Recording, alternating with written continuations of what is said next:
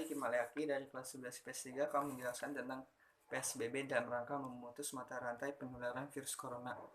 PSBB atau yang disebut pembatasan sosial berskala besar dapat memutus mata rantai penyebaran virus corona jenis baru SARS-CoV-2 yang menyebabkan coronavirus disease 2019 atau yang disebut COVID-19 di Indonesia.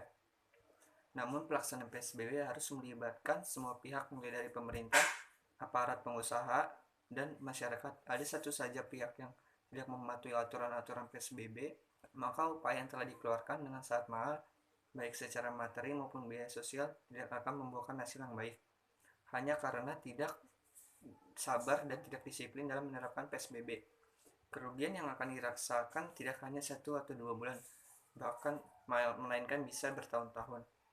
Provinsi DKI Jakarta telah menerapkan PSBB sejak Jumat 10 April. Kemudian 5 wilayah di Jawa Barat juga telah melaksanakan PSBB mulai hari Kamis 15 April. 5 wilayah itu adalah Kota Depok, Kota Bekasi, Kabupaten Bekasi, Kota Bogor, dan Kabupaten Bogor. Sementara di Provinsi Banten, pelaksanaan PSBB dimulai pada Sabtu 18 April di 3 wilayah, yakni Kota Tangerang, Kabupaten Tangerang, dan Kota Tangerang Selatan. Hari pertama pelaksanaan PSBB di 5 wilayah di Bogor, Depok, dan Bekasi masih diwarnai penumpukan warga di stasiun kereta komuter lain. Di stasiun Bogor, kemarin pagi lebih dari 110.000 orang yang naik kereta ke arah Depok dan Jakarta. Meski berkurang, lebih dari separuhnya jumlah itu masih tergolong banyak. Bahkan pada jam-jam sibuk masih terjadi antrean calon penumpang di beberapa stasiun kereta. Gubernur DKI Jakarta Anies Baswedan mengatakan kereta rel listrik atau KRL dan angkutan umum lainnya masih penuh karena beberapa perusahaan di Jakarta masih tetap beroperasi. Padahal perusahaan-perusahaan itu tidak termasuk yang diperbolehkan beroperasi selama pelaksanaan PSBB.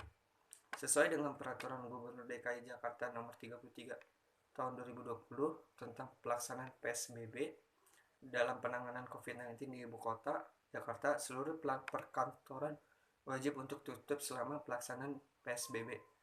Meski demikian, ada 8 sektor usaha yang dikecualikan atau tetap boleh beroperasi seperti biasa, yakni perusahaan di sektor kesehatan, pangan, energi, komunikasi, keuangan, logistik, kebutuhan sehari-hari, dan industri strategis.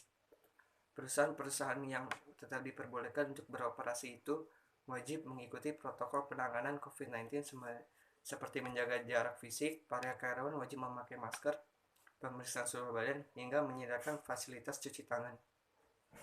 Namun faktanya, setelah 6 hari pelaksanaan PSBB di Jakarta, masih ada perusahaan yang tidak termasuk dalam 8 bidang itu yang beroperasi. Kepala Dinas Tenaga Kerja, Transmigrasi, dan Energi DKI Jakarta mengatakan ada sekitar 200 perusahaan yang tidak termasuk dalam 8 bidang usaha yang diizinkan itu tetap beroperasi. Jumlah karyawan itu perusahaan-perusahaan itu mencapai ribuan orang. Persoalannya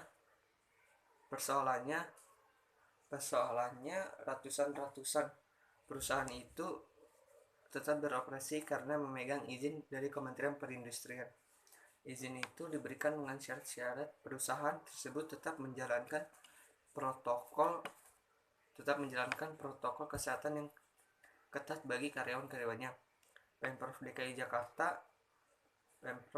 Jakarta melalui Dinas Tenaga Kerja, Transmigrasi, dan Kementerian Perindustrian agar izin operasional perusahaan itu dicabut sementara selama pelaksanaan PSBB. Meski perusahaan-perusahaan itu telah menjalankan protokol kesehatan dan melakukan pengawasan dengan ketat di lingkungan perusahaannya, tetapi siapa yang bisa menjamin para karyawan itu melaksanakan protokol kesehatan saat berangkat dan pulang kerja? Hal ini mengingat mobilitas mereka yang tinggi, terutama di angkutan umum seperti KRL, bus Transjakarta,